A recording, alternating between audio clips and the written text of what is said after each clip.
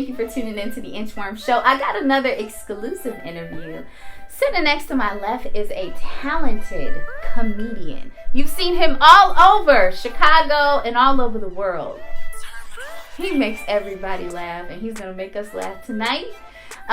Without further ado, I want to welcome my very special guest, Mr. Schmitty B.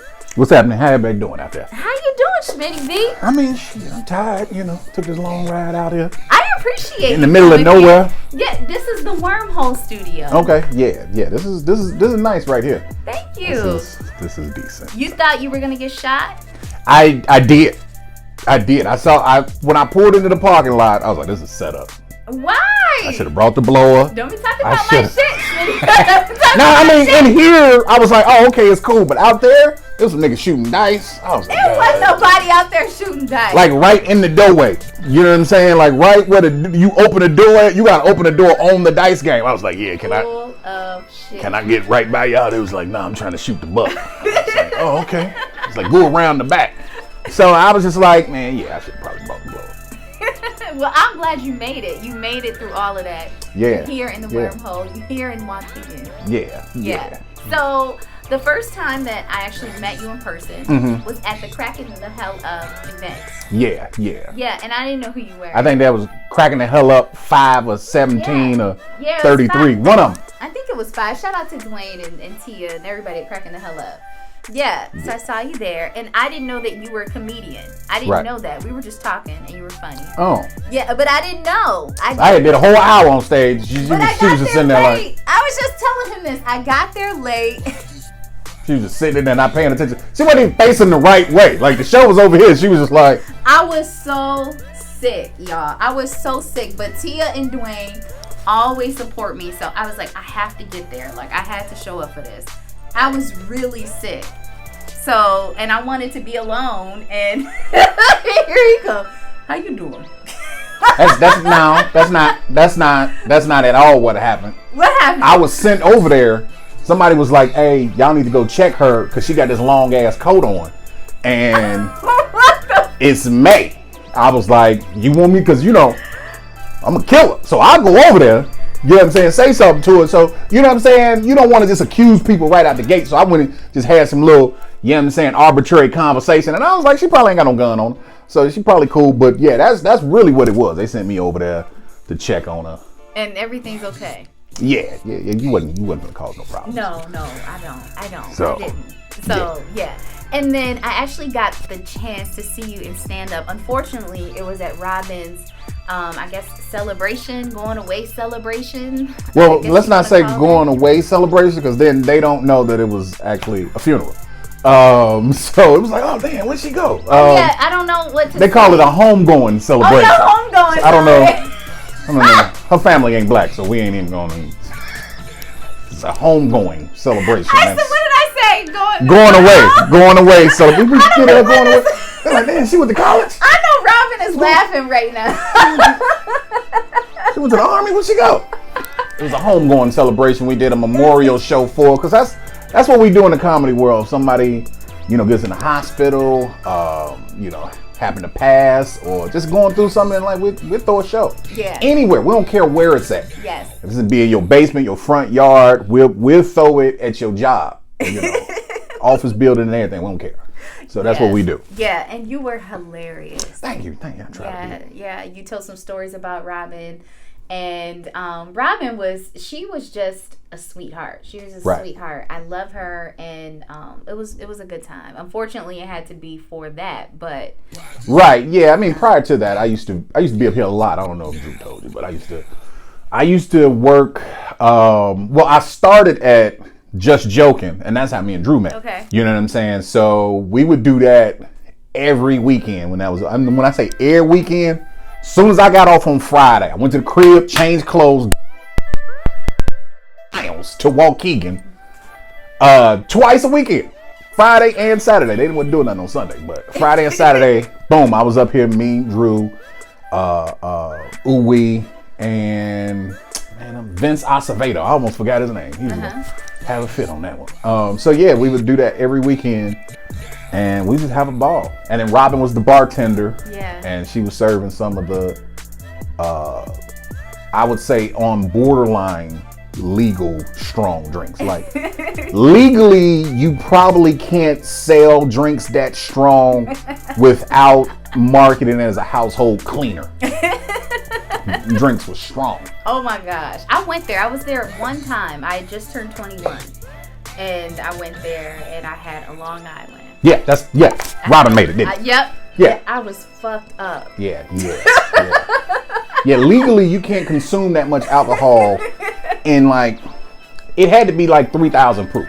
Oh my just God. Keep it 100, you know. And I don't really drink like that. So, you know, every time I came in, you want a Long Island? I'd be like, I mean, if you got it. I don't really turn it down either. So yes. Yeah, that's how that whole little group started right there. Yeah, so that's how you started. You get started with just being funny and just you being where you normally comedians, like, people be making fun of them and then they come up with this or this whole thing. No. They gotta get them. How does it work? I'm the one that be making fun of people. Okay. Like I don't care. I You ain't shit. Like, to give you an example, okay. So the other day I was coming out the store and I didn't have no jacket on. I had a short sleeve on, but it was like 50 degrees. So this old lady, she had to be like 70. She was walking into the store. So she says, well, what are you gonna do when it get hot outside? You gonna take off all your clothes? And I was like, well, ma'am, you don't have to worry about that because you probably only got one season left. Oh my. And it was funny to me. I don't care. It's funny to me. And she was like, and just walked into the store. I was like, well, you ain't gonna be here to be noticing whether I got a coat on or not. Why are you talking to that lady like that that? lady clean up. And she tried to say something a little snappy to me. I ain't care. You know, old folks think they just get away with everything. They can. She had to go in that store faced with her own mortality. She was like, yeah, he right. I better enjoy this last little season. Who are some of the people that you look up to? My favorite comedian is Eddie Murphy. Okay. But who are some of your favorite comedians? I got a lot of favorite comedians. A lot of my favorite comedians are people you may not know. Okay. Like one of my favorites is Lil Rel. So I'm gonna say him because I know most people know him now. Mm-hmm. But prior to him getting famous, I'd be like, man, Rel in there killing that. Motherfucker funny. So it's people like that, like, damn fool. He always say something. I'd be like, that tickle me. As far as like famous wise, somebody like if I was at a show I had to sit down and watch. Let me think about that.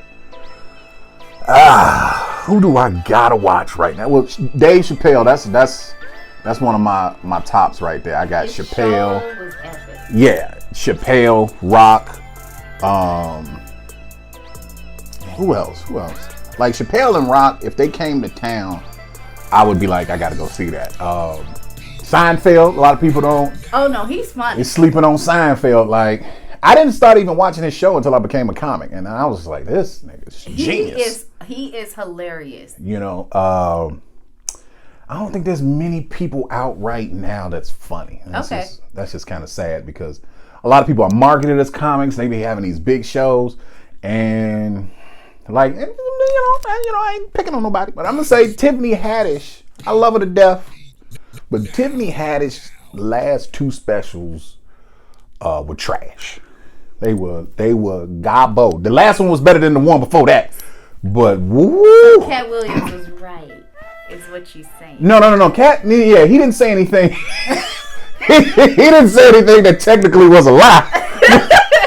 and I say that and just remembered that he had took a shot at Rel. He was like, Rel, you're ugly, man. I was like, boy. But Tiffany Haddish, in my opinion, I get to say this, she probably gonna hear me, dress like Schmitty. She is gonna hear this.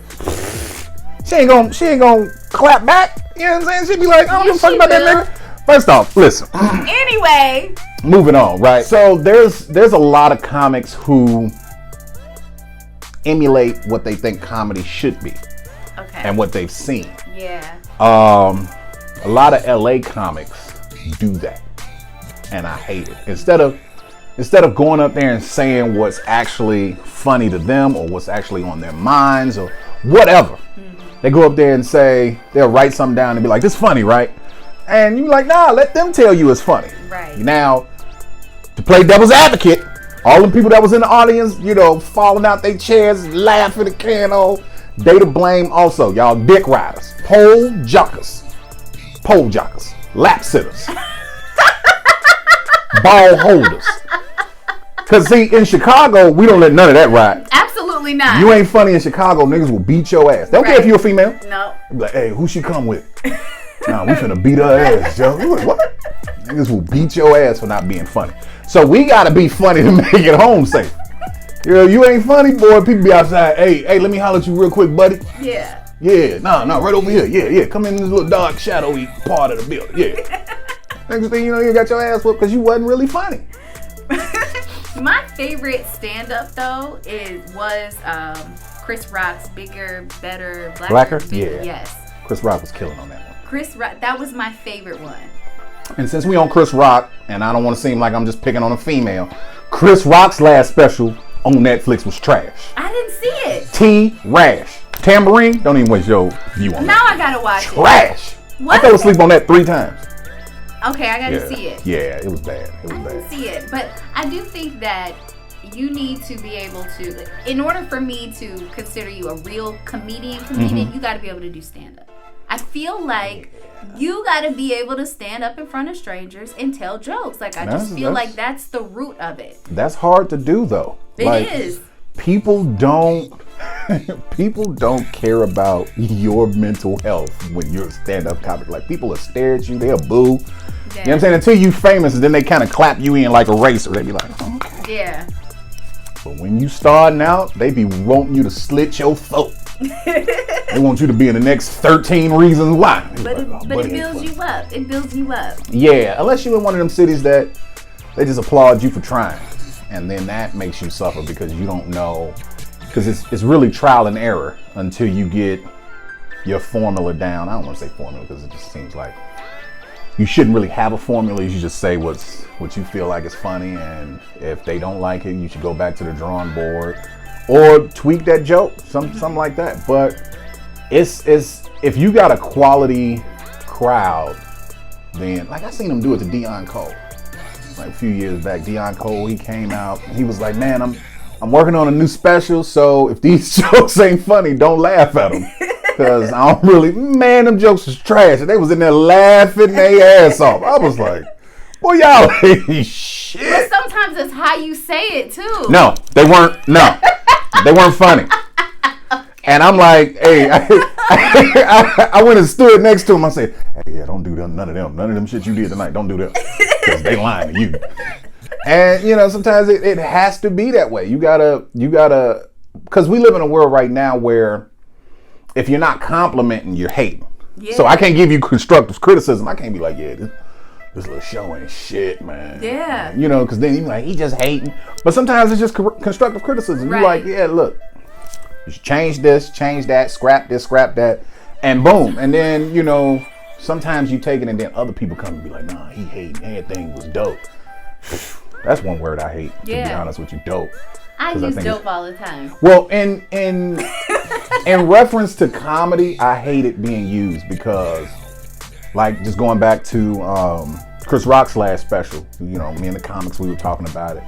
And that's the word they used to define the special. But nobody said it was funny. Okay. It was like, oh, man, that shit was dope, nigga. That Chris Rock dope as fuck. Yeah, but ain't none of y'all said y'all laughed at it. Right. You know, so, like, if it's good, man, that shit was fucking hilarious. Mm-hmm. So I hate the use of the word dope when it comes to comedy because it basically, to me, means you wasn't doing your job. Yeah. And they don't have another leg to stand to promote you. They just say you dope. Oh, you dope, fam. If you ain't saying any fucking adjective of hilarious, don't describe me. Come pull me to the side and tell me, hey, you just didn't have it tonight, fam. I don't know what you did tonight, but it was trash. You were not dope when I saw you. You were hilarious. You were funny. I actually laughed. Yeah, because I'm you know, I didn't, I ain't gonna toot my own horn. Yeah, do it. Not because I feel like I've gotten to the point where I understand how to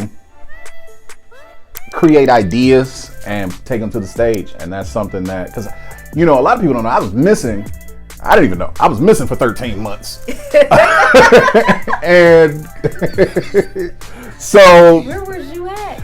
it was a lot of stuff going on. I found out I was married and, drug deals and everything. There was just so much going on. And I was, for a while, I just didn't have time for comedy. And somebody had to come get me like, hey, you know you missing? I was like, I ain't missing. I see myself every day. What you talking about? I'm not missing. So, I remember doing a show and I walked through the door. Now keep in mind, I ain't did comedy in a year. I ain't been on stage in a year. Boom. I'm just in there like, and my man saw me. He was like, oh, great. You closing out. And I was like, what? You definitely should have a nigga after me. Cause you can't put a nigga on stage to close out a show and he ain't been on stage. You ain't seen me in a year. So, and then that night I realized that I was like, oh, okay, I can still kind of do this. Yeah. So it's something that you have to kind of go through. When you're on stage, you are really trying to learn, how you do it, because it's not going to be the same as anybody else. If you're trying to do comedy like somebody else, it's not going to work. Okay. Because you got to be you. You got to be authentic. And a lot of crowds can sniff that out. Like, I don't like this nigga. Do you normally tell, like, I like the story, I like the things that you were saying, but do you normally talk about your own experiences? Normally, I don't. Okay. Normally, I when I started comedy, I was not a storyteller. Okay. So I was kind of like a one-liner. I would just say real quick funny shit. Boom! Funny. Yep. And over time, I started just kind of putting stuff together. And then at one point, I just started telling stories about whatever went on that day. I'm just telling shit that went on happened to me today. And I would make that funny. And then it just kind of snowballed. So now I'm able to do, all types of, I can do one-liners, I can do stories, I can do jokes, any type of comedy that I put my mind to it, I can do it. Yeah. What's some advice that you would give to comics or people that want to be comedians, just up and coming? What's some advice that you would tell them? Move to Chicago. Why? Because Chicago will let you know if you really want to do this. Okay. Because Chicago is not going to hold back. They got this saying, if you can make it here, you can make it anywhere. Yeah. And that's true. There's not a city that I can go in and I can be like, hey, I'm from Chicago. And they'd be like, yeah, put him up. He from Chicago. He good. So it's like a lot of comics move here to, just better their craft. And I would say if you're trying to do comedy and you're not from Chicago, move to Chicago. Okay. Because then you're going to be a monster. Like 12 months.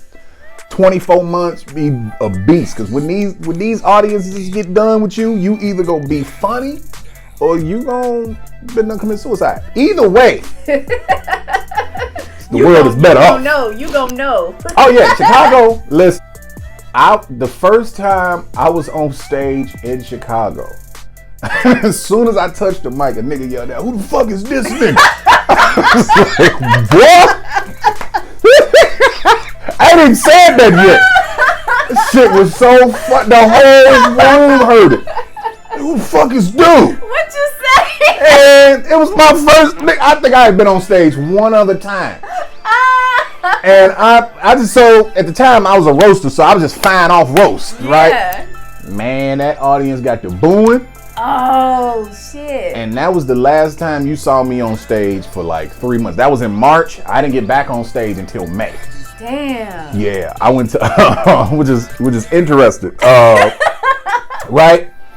So my first time on stage, I was up here just joking. It was open mic night because I knew I had that show. Right. I was like, let me try these jokes out and see, if they funny. So up here, I murdered, whipped. I go to listen. I was on 46 and goddamn it, 46 in Wabash at St. Elizabeth. Mm-hmm. Oh my God! Listen, Marlon Mitchell was hosting, and Marlon is fucking hilarious. Mm-hmm. So he up there killing. I go up, DJ cut the music off. Boom, he out. Go. I was like, oh okay. So dude was like, who the fuck is this nigga right here? And next thing you know, I'm roasting, he roasting, but the crowd couldn't really hear me. Oh. Like the first few rows was able to hear me, but the back was like, boo! I think I must have went home and just sat in a little corner like this. Yeah, what did you do? And so that was it. I was like, man, I guess I just needed to get that out of my system. Let me go ahead and see what this management program is doing at the job. So then, come May, I ended up winning a trip to Vegas. So me and my girl, we go to Vegas, right? Okay. And while in Vegas, I see George Wallace. They gave us some tickets to go see George Wallace. I was like, yeah, let's go do this. George Wallace was on stage ripping. He was just bang, bang, bang, bang, bang, bang, bang. And I was just sitting there like, this motherfucker is killing. And when I got back, immediately I came right back and I was funny again.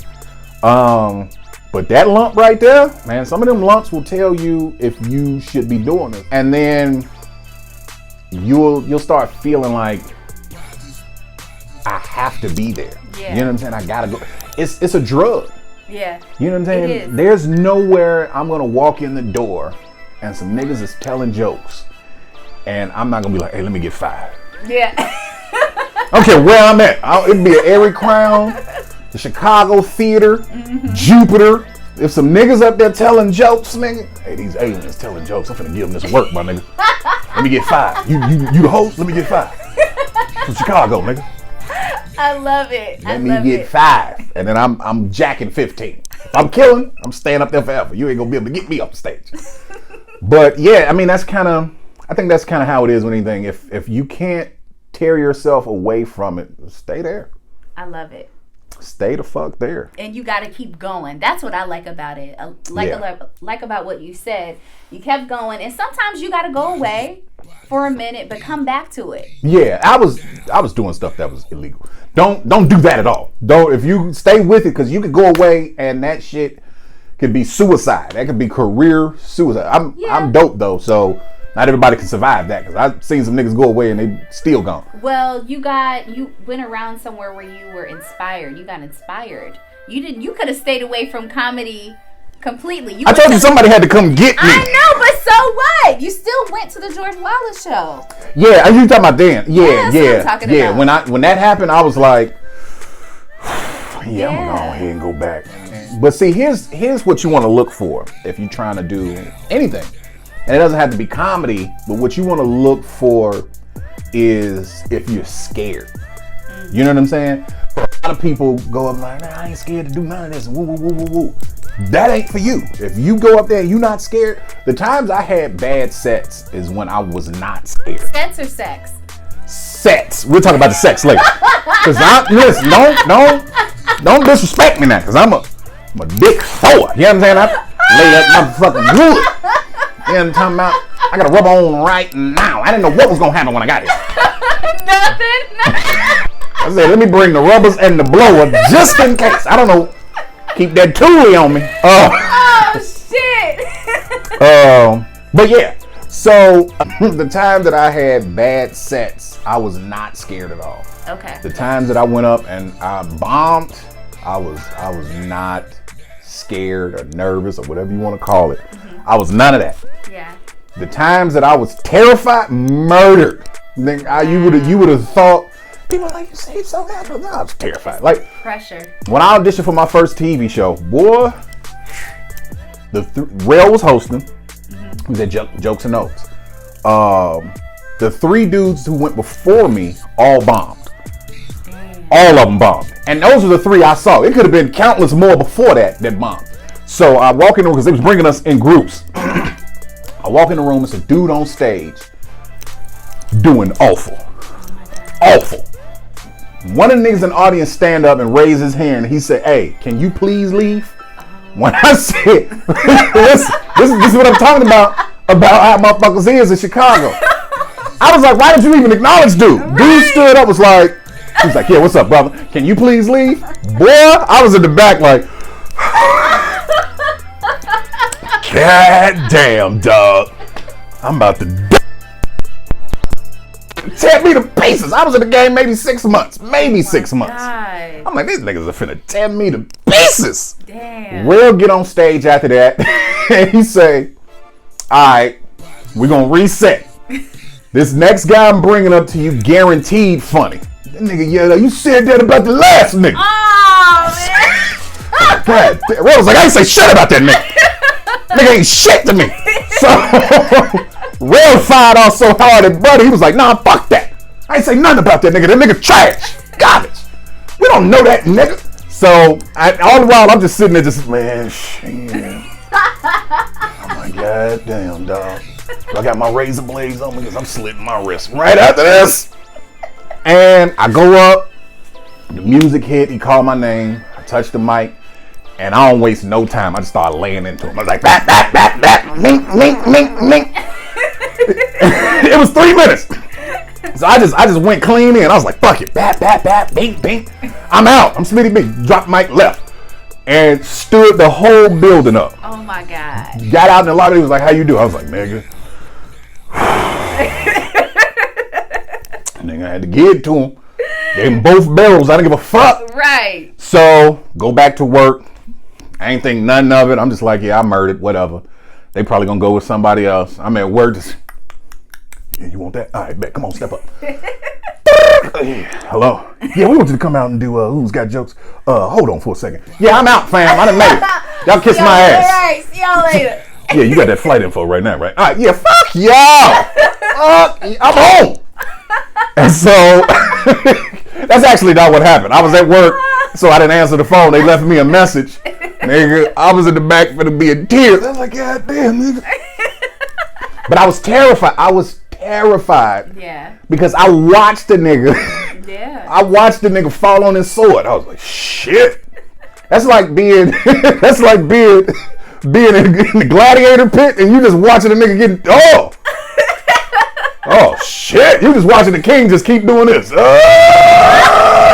you next. I'm gonna go out there. Nigga, if you was Maximus, shit, you know that nigga had to be terrified. He was like, God damn, they tearing through niggas out there. Oh my God. Yeah, nah, I'm just stay here, pimp. That's dope, but you did and you killed it. It's the pressure though. I get it. Yeah, and I'm a high pressure type of person. Me like too. I work better under pressure. Me too. You know what I'm saying? Deadlines be tight. Boom, I got it. Yeah. I'm ready to go. Mm-hmm. You know, but I always stay ready. You ain't finna catch me and be like, hey, let's go. Let's do this. So, but that's how Chicago made me. Competitions, you don't want to go first. Mm-hmm. Because depending on how many people there, by the time they get to the end, they done forgot about you. Right. So, I know we did this contest in one of the Carolinas. I don't know if it was North Carolina, South Carolina, one of them. Mm-hmm. It was called 50 Comics Deep. It was 50 comics, 4 days. Me and Uwe went down there. And we was drawing numbers. So I draw, Uwe standing next to me. Mine say first night, first show, first. Uwe look, all the comics, you got first thing? Damn, fam. You gon' bomb. Nigga, they was like, you going first? No. Damn. You probably should have, man.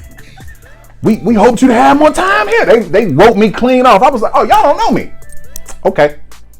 I went out there 3 minutes again, stood the crowd up 3 times, dropped the mic, walked the fuck off. Niggas was like, who the fuck is this nigga? Right. Make shit hard for us. I was like, y'all shouldn't have motherfucking been disrespectful. Right. When I then got my role out. I know that's right. That's how you gotta adapt to the situation, but that's after you find out if this is what you want to do. Yeah. But that time, nigga, I was so mad at them. Like it had to be at least 35 people in there. Like, yeah, you finna bomb. I said, yeah. You always got haters wherever you at though. But see, I understand where it came from. They didn't know me. Yeah. So what? You know what I'm saying? When you don't know people, you just assume that they just a regular. Man, when I got up there, these niggas was like, shit. I know. We out. Yeah. Well, where do you see yourself in the next year? 2020's rolling around. I feel like 2020 rolling around.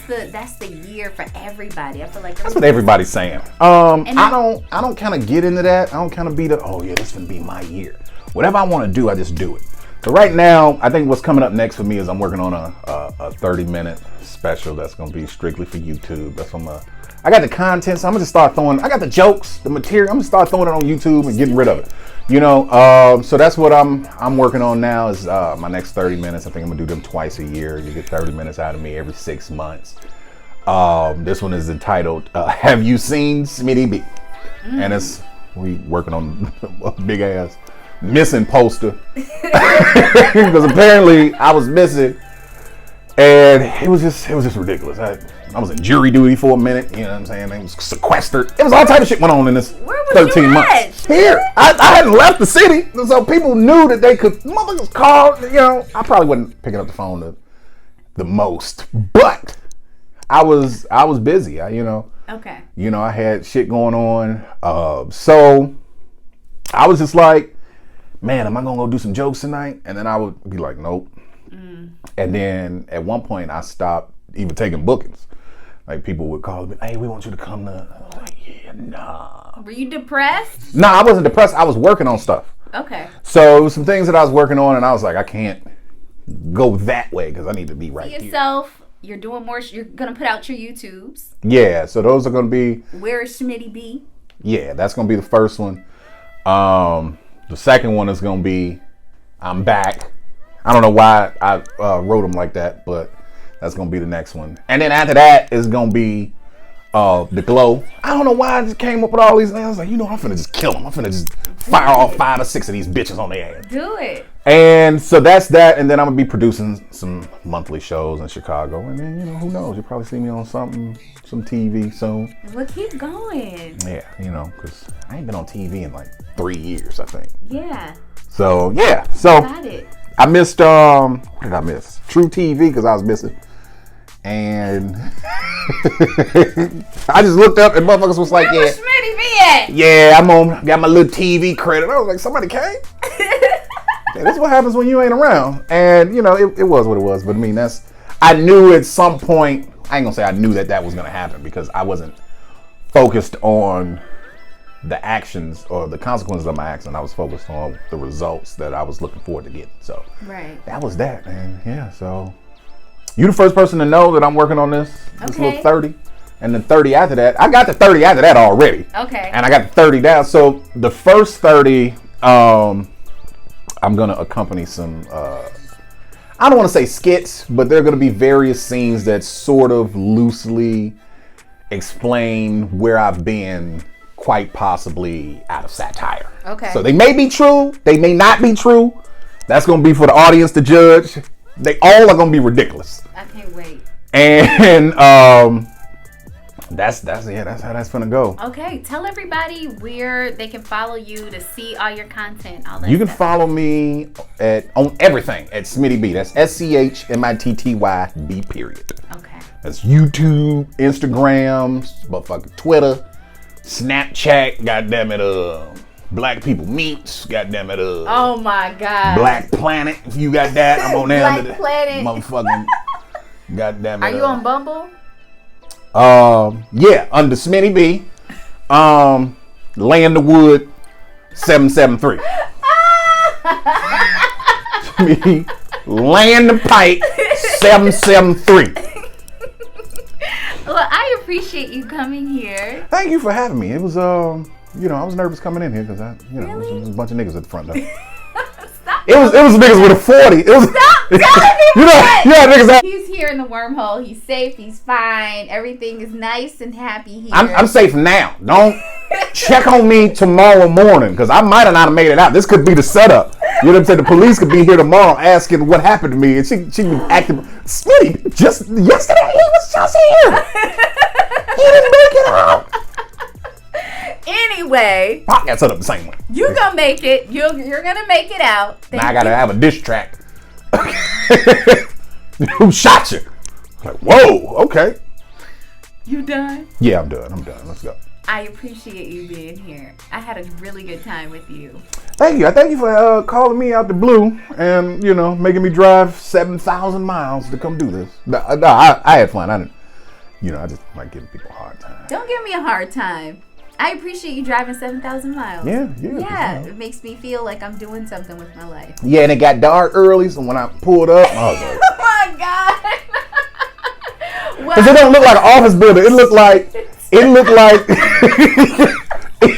looked like a big apartment building, right? Oh my God. That niggas.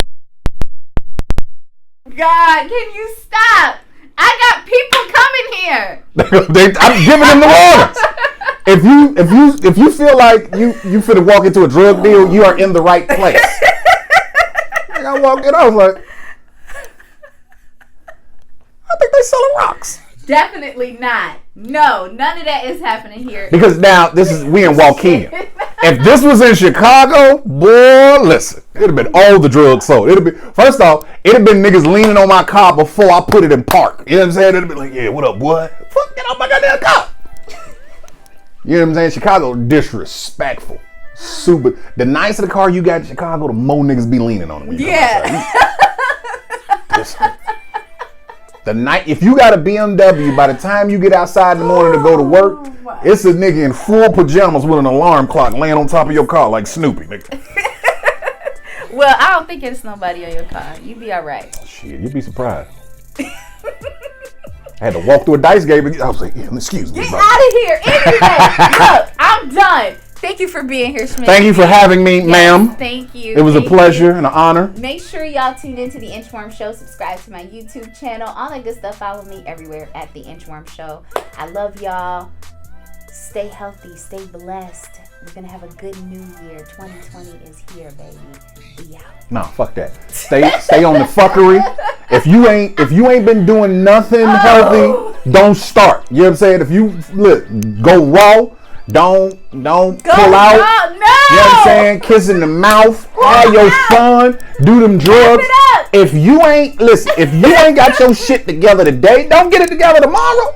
Fuck all of that. We out. Thank y'all for tuning in to the Inchworm Show. I'm Schmitty B, and this is Miss Inchworm Phillips. Thank you.